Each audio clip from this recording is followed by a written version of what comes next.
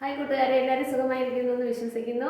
അപ്പോൾ ഞാനിന്ന് വന്നിരിക്കുന്ന പുതിയ വിഷയം എന്തെന്നാൽ നമുക്ക് 12-12 എനർജി പോർട്ടൽ ഓപ്പൺ ആയിരിക്കുകയാണ്. അതുമാത്രമല്ല, ഡിസംബർ മാസം 12-12-2024 എന്ന് പറയുന്ന ഒരു സ്പെക്ടാക്കുലർ ഡേറ്റ് കൂടിയായിരുന്നു.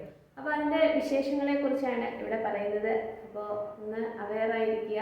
അതിനെക്കുറിച്ച് ഒരുപാട് ഓവർ തിങ്ക് ചെയ്യേണ്ട കാര്യമില്ല. ഹെവി എനർജി ആയതുകൊണ്ട് കുറച്ച് കാര്യങ്ങൾ പ്രപഞ്ചശക്തിയിൽ മാറ്റങ്ങൾ വരുന്നത് നമ്മളെയും കുറച്ച് അഫക്റ്റ് ചെയ്യുന്നത് കൊണ്ട് നമ്മളതിൽ വളരെ പോസിറ്റീവായിട്ടിരിക്കുക.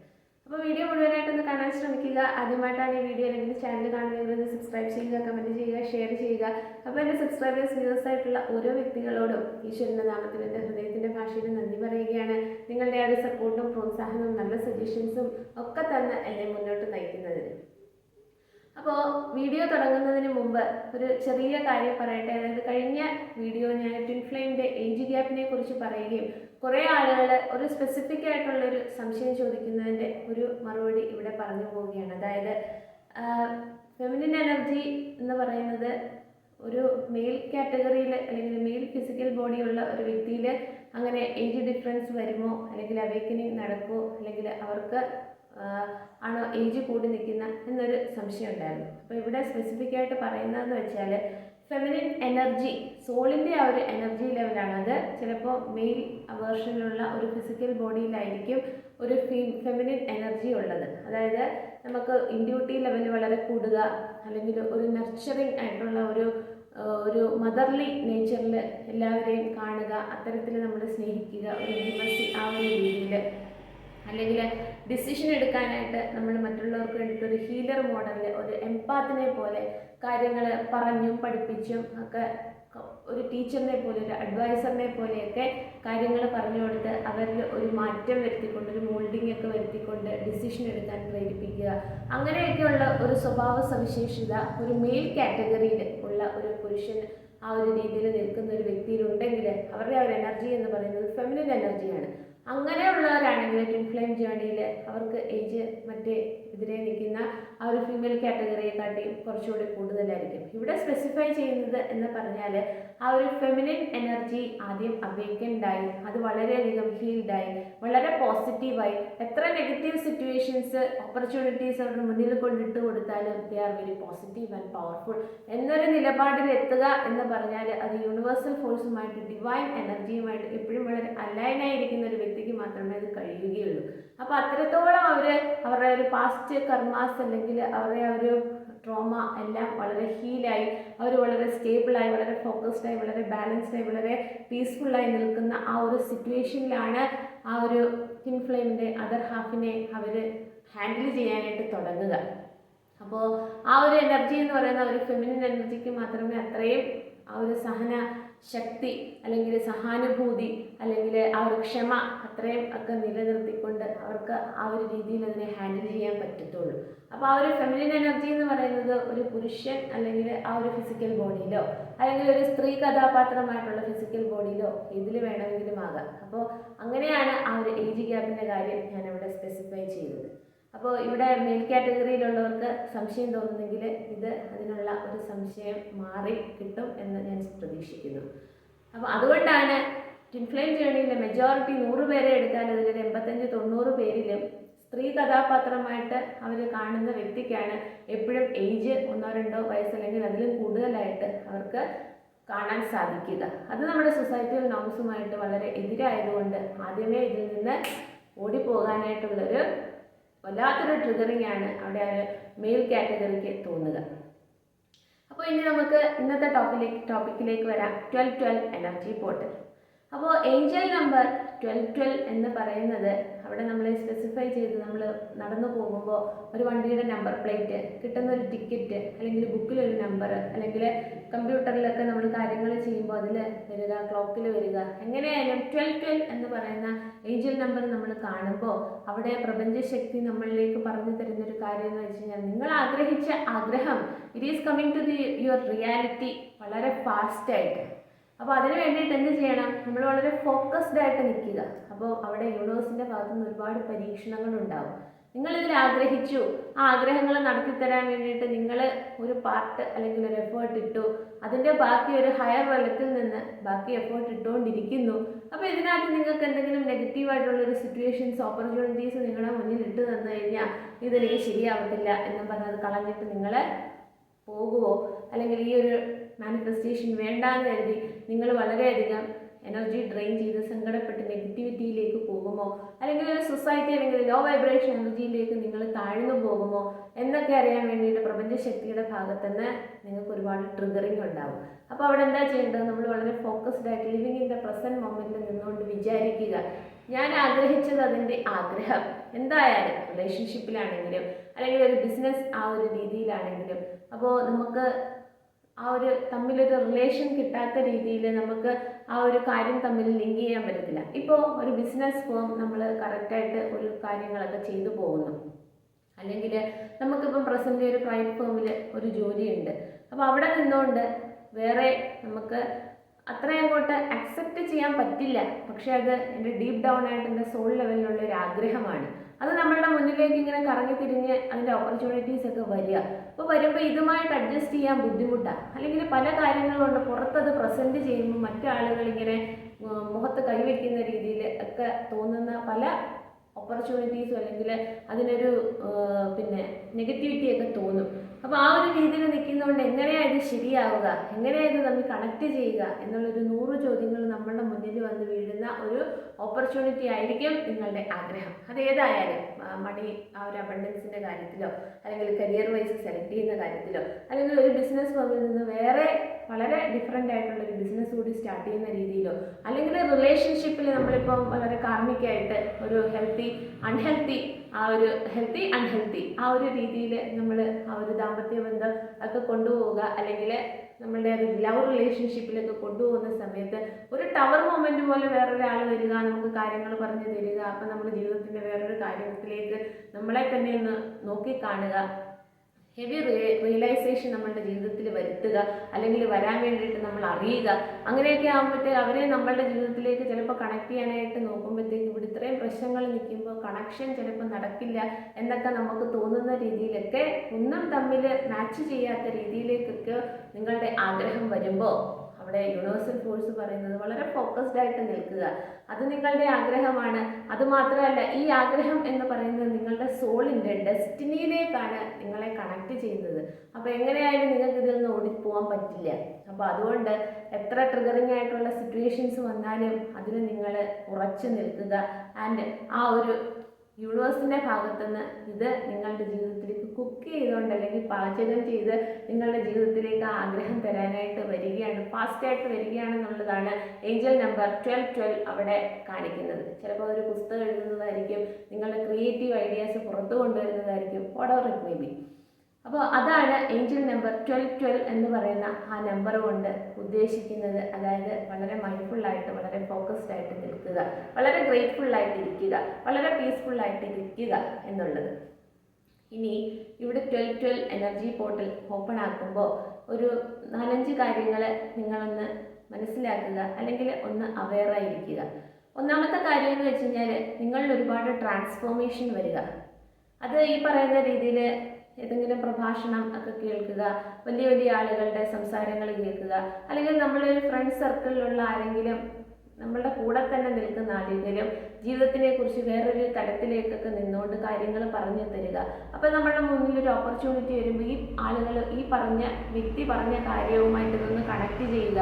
അങ്ങനെ നമ്മളുടെ ഒരു പഴയ വെർഷനിൽ നിന്ന് നമ്മൾ പല പല കാര്യങ്ങളും ചെയ്തത് തെറ്റാണെന്നുള്ള റിയലൈസേഷനിൽ എൻ്റെ സന്തോഷം എൻ്റെ സമാധാനം ഒക്കെ കിട്ടണമെന്ന് ഞാൻ ഇങ്ങനെ നിന്നാൽ പോരാ, ഇതിൽ നിന്ന് മാറി ചിന്തിച്ച് എൻ്റെ ജീവിതം എൻ്റേതായിട്ടുള്ള രീതിയിൽ മോൾഡ് ചെയ്തെടുക്കണം എന്നുള്ള രീതിയിലൊക്കെ നമ്മളിൽ ഒരു ട്രാൻസ്ഫോർമേഷൻ വരുത്തുമ്പോൾ നമ്മളുടെ ഓൾഡ് സ്കിൻ ആ ഒരു രീതിയിൽ ഷെഡ് ചെയ്ത് പോവുകയും പുതിയ ഒരു വ്യക്തിയായി മാറാനായിട്ടൊരു ശ്രമം നടത്തുമ്പോൾ നമ്മളുടെ ഉള്ളിലുള്ള ആ ഒരു ഡിവൈൻ മസ്കുലിൻ ഡിവൈൻ ഫെമിനിൻ എനർജിക്ക് ഒരു ആക്ടിവേഷൻ ഉണ്ടാവുകയാണ്. അപ്പോൾ ആക്ടിവേഷൻ ഉണ്ടാവുക എന്ന് വെച്ച് കഴിഞ്ഞാൽ 100 പേരെ എടുത്താൽ ഒരു 90 പേരുടെയും ഈ ഒരു എനർജി ലെവൽ ബാലൻസ്ഡ് അല്ല. അതുകൊണ്ടാണ് നമ്മളുടെ അടുത്തും ഒരു കാര്യം പറയുമ്പോൾ കേൾക്കുമ്പോൾ അത് ഉൾക്കൊള്ളുന്ന രീതിക്ക് പലരും പല രീതിയാണ്. ചിലർ ഹൈലി ഇമോഷണൽ ആവും, ചിലർ വളരെയധികം ദേഷ്യപ്പെടും, എല്ലാം വലിച്ചു വാരി എറിയും, അല്ലെങ്കിൽ വായു വരുന്നതെല്ലാം വിളിച്ചു പറയും.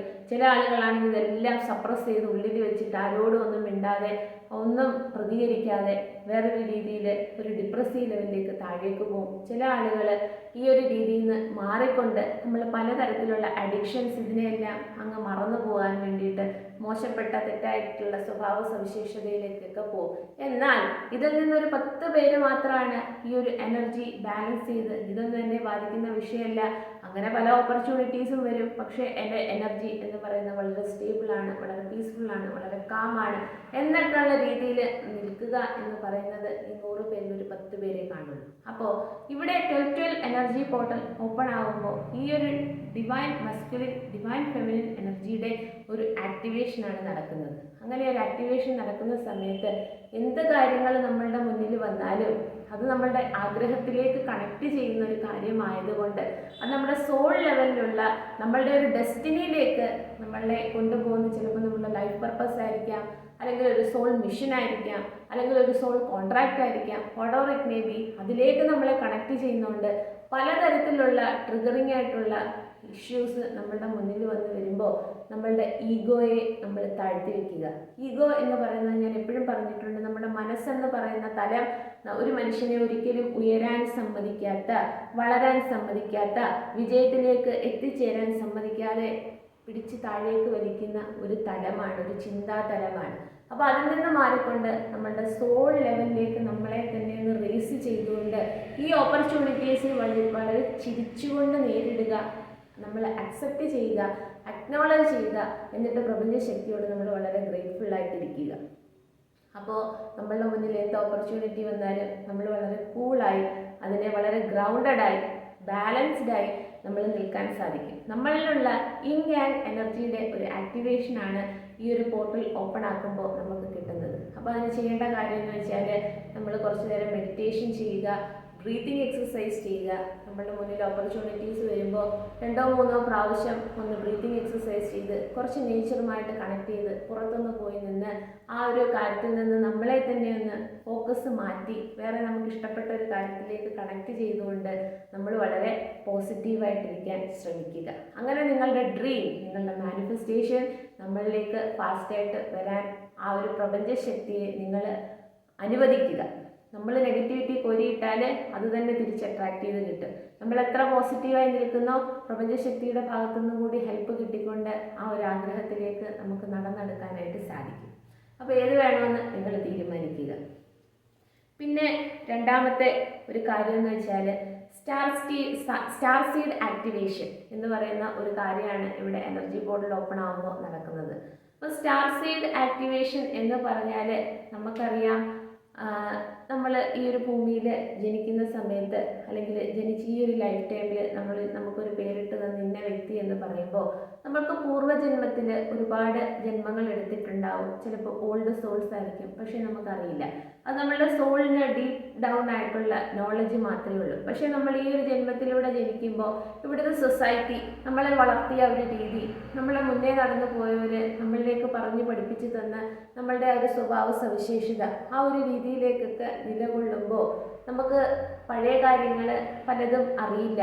എന്തിനാണ് ഈ ഭൂമിയിലേക്ക് വന്നതെന്നോ ഈ ഒരു ഭൂമിയിൽ ഈ ഒരു ജന്മത്തിൽ ജീവിക്കുമ്പോൾ എൻ്റെ ലൈഫ് പർപ്പസ് എന്താണെന്നോ ഒന്നും മനസ്സിലാവാതെ നമ്മൾ ജീവിക്കുന്ന, മറ്റുള്ളവരെ വെച്ച് കമ്പയർ ചെയ്യുകയും മറ്റുള്ളവരെ നോക്കി കണ്ടുകൊണ്ട് നമ്മൾ ജീവിക്കുന്ന ഒരു സാഹചര്യത്തിൽ നിന്ന് ഈ ഒരു എനർജി പോർട്ടൽ ഓപ്പൺ ആവുന്ന സമയത്ത് നമുക്ക് ആ ഒരു സോൾ ലെവലിലുള്ള പല ആക്ടിവേഷനും ഇങ്ങനെ പോപ്പ് ചെയ്ത് വരും.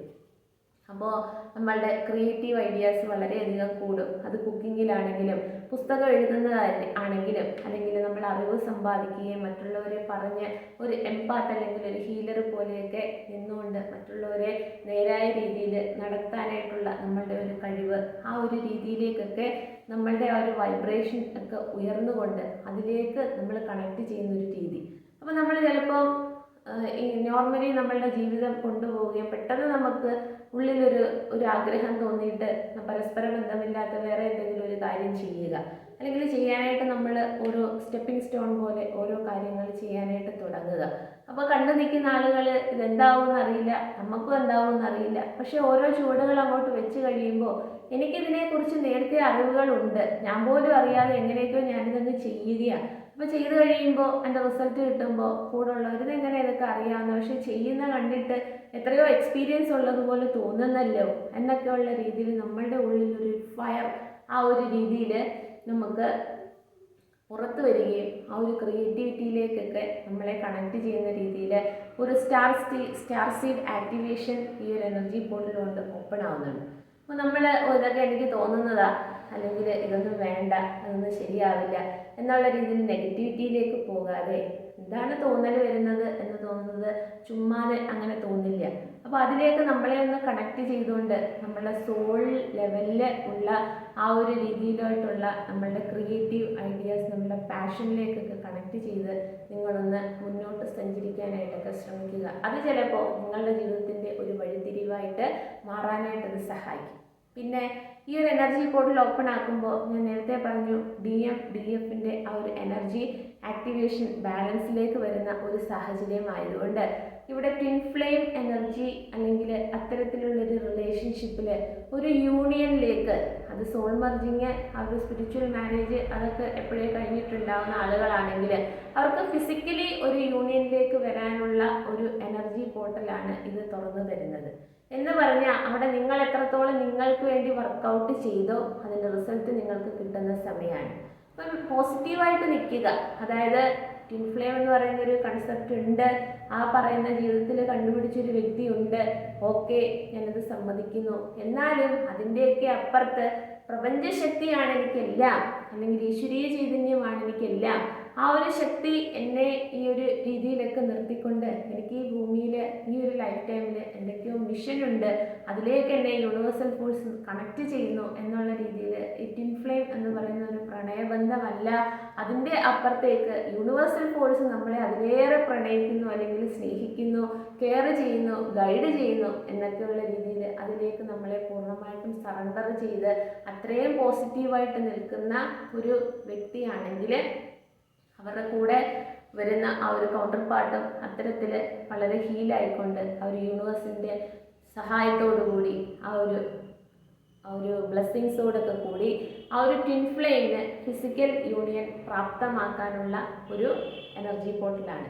എന്നാൽ വളരെ നെഗറ്റീവായിട്ട് ഇവർ വരുമ്പോഴത്തേക്ക് നമ്മളുടെ ഉള്ളിൽ നിന്ന് ഒരു തീഗോളം പോലെ ഇങ്ങനെ കത്തി ജ്വലിച്ച് എങ്ങനെ പോയാലും അവരടുത്ത് ദേഷ്യപ്പെട്ട് പിന്നെ ഒരു 2-3 മാസത്തേക്ക് അവരെ ഒന്ന് കാണുക പോലും വേണ്ടാത്ത രീതിയിൽ നമ്മളുടെ എനർജി വളരെയധികം റീസായി വളരെയധികം ദേഷ്യപ്പെട്ട് ഡിപ്രഷനും എല്ലാമൊക്കെ വന്ന് നമുക്ക് യൂണിവേഴ്സൽ ഫോഴ്സിനോട് ഒരു വിശ്വാസമില്ലാത്ത രീതിയിൽ നമ്മൾ ഡീപ്പ് ഡൗൺ ആയിട്ട് അങ്ങ് ഇമോഷണലി വീണു പോകുന്നൊരു അവസ്ഥയാണ് നിങ്ങളുടെ ജേണി എന്നുണ്ടെങ്കിൽ അവിടെ പിന്നെയും നെഗറ്റിവിറ്റിയിലേക്ക് പോകാനുള്ള സാധ്യതയുണ്ട്. അതുകൊണ്ടാണ് ഞാൻ പറഞ്ഞത് നമ്മൾ മെഡിറ്റേഷനൊക്കെ ചെയ്ത് വളരെ ബാലൻസ്ഡ് ആയിട്ട് കൗണ്ടർ പാർട്ട് ഉണ്ട്, അതവിടെ അതൊരു സത്യമാണ്, അതവിടെ നിന്നോട്ടെ, എപ്പോഴും യൂണിവേഴ്സുമായിട്ട് വളരെ കണക്റ്റഡ് ആയിക്കൊണ്ട് വളരെ സറണ്ടറിങ് മോഡിൽ വളരെ ഗ്രേറ്റ്ഫുൾ ആയിട്ട് നിൽക്കുക. അങ്ങനെയുള്ളവർക്ക് ആ ഒരു ഫിസിക്കൽ യൂണിയൻ ഈ ഒരു എനർജി പോർട്ടൽ പ്രാപ്തമാക്കുന്നു.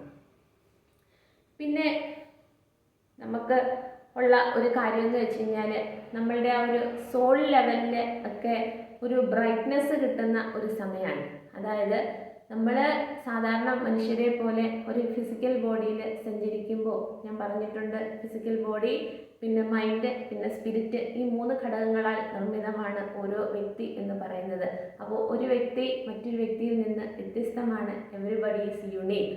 അപ്പോൾ ആ ഒരു രീതിയിൽ നമ്മളുടെ ആ ഒരു ലൈറ്റ് ബോഡിക്ക് ഒരു ആക്ടിവേഷൻ ഉണ്ടാവുകയും നമ്മളുടെ ആ ഒരു ഫിസിക്കൽ ബോഡിയുടെ ആ ഒരു രീതിയൊക്കെ വിട്ടിട്ട് നമ്മൾ സോൾ ലെവലുമായിട്ട് കണക്ട് ചെയ്തുകൊണ്ട് നമ്മൾ എല്ലാ കാര്യത്തിനെയും നോക്കിക്കാണുകയും നമ്മളുടെ ആ ഒരു സഞ്ചാരവും യാത്രയും അല്ലെങ്കിൽ നമ്മളുടെ ആ ഒരു എനർജി ലെവല് ഒക്കെ ആ ഒരു രീതിയിലേക്ക് നമ്മളുടെ ഹൈ വൈബ്രേഷൻ എനർജിയിലേക്ക് എത്തുമ്പോൾ അതൊരു ചെറിയ ശതമാനം നമ്മളുടെ ഫിസിക്കൽ ബോഡിയിൽ നിന്ന് പുറത്തേക്ക് റിഫ്ലക്റ്റ് ചെയ്യും. അങ്ങനെ നമ്മൾ പുറത്തേക്ക് ഇറങ്ങി സഞ്ചരിക്കുമ്പോൾ നമ്മൾ അറിയാത്ത ആളുകളാണെങ്കിൽ അടുത്ത് വരുമ്പോൾ നമ്മളിങ്ങനെ സ്റ്റെയർ ചെയ്ത് നോക്കുക, അല്ലെങ്കിൽ എന്തോ ഒരു വ്യത്യാസം നമ്മളിലുണ്ടെന്ന് പറയുക, അല്ലെങ്കിൽ നമ്മളെ അറിയുന്ന ആളുകൾ നമ്മളോട് മുഖത്തൊക്കെ പറഞ്ഞില്ലെങ്കിൽ അവർ ഉള്ളിൽ പറയും അവരെ കാണാൻ നല്ല ഭംഗി, വളരെ ഗോർജിയസ് ആയിരിക്കുന്നു, അവർ എനർജി വളരെ അമേസിംഗ് ആണ്, ഒന്നും അവരെ ഒന്ന് നെഗറ്റീവ് ആക്കാനായിട്ട് പറ്റില്ല എന്നൊക്കെ തോന്നുന്ന രീതിയിൽ നിങ്ങളുടെ സോൾ ലെവലിൽ ആ ഒരു സോൾ എനർജി പുറത്തേക്ക് ഇങ്ങനെ റിഫ്ലക്റ്റ് ചെയ്യുന്ന ഒരു സമയമായതുകൊണ്ട് എപ്പോഴും വളരെ ഹാപ്പി മൊമെൻറ്റിൽ എന്ത് നെഗറ്റിവിറ്റി വന്നാലും അതൊന്നും നെഗറ്റിവിറ്റി അല്ല, അത് നമുക്ക് ഒരു സ്റ്റെപ്പ് പടി മുകളിലേക്ക് കയറാൻ വേണ്ടിയിട്ട് യൂണിവേഴ്സൽ ഫോഴ്സ് തരുന്ന ഒരു എൻകറേജ്മെൻ്റ് ആണെന്ന് വിചാരിച്ചുകൊണ്ട് താങ്ക് യു യൂണിവേഴ്സ് എന്ന് പറഞ്ഞിട്ട് നമ്മൾ ചിരിച്ചുകൊണ്ട് അതിനെയെല്ലാം ആ ചലഞ്ചസിനെയെല്ലാം ആ റിസ്ക് ഫാക്ടറിനെ എല്ലാം പുഷ് ചെയ്തുകൊണ്ട് ജീവിതത്തിൽ മുന്നോട്ട് പോകാനായിട്ട് ശ്രമിക്കുക. പിന്നെ ഉള്ളൊരു കാര്യം എന്ന് വെച്ചാൽ നിങ്ങളുടെ ഒരു ഇൻറ്റ്യൂഷൻ ലെവലിലുള്ള ഒരു മാസ്റ്ററിങ് പവർ. അപ്പോൾ അത് ഈ എനർജി പോർട്ടൽ ഓപ്പൺ ആക്കുമ്പോൾ നിങ്ങൾക്ക് കിട്ടുന്ന ഏറ്റവും വലിയൊരു അനുഗ്രഹമാണ്. അതായത് നിങ്ങൾക്ക് ഇൻഡ്യൂട്ടീവായിട്ട് പല കാര്യങ്ങളും തോന്നുക. ഒരു സിറ്റുവേഷനിൽ ചെന്ന് നിൽക്കുമ്പോൾ നിങ്ങളുടെ മുന്നിൽ നിൽക്കുന്ന ആൾക്കാർ അവരുടെ ആ ഒരു നേച്ചർ ഒക്കെ കാണുമ്പോൾ അവരുടെ ഹിഡൻ ആയിട്ടുള്ള ആ ഒരു തോട്ട്സ് ഒക്കെ നിങ്ങൾക്ക് തോന്നുക, അത് നമുക്ക് ശരിയാവില്ല എന്ന് കരുതി അവരിൽ നിന്ന് നടന്നു നീങ്ങുക.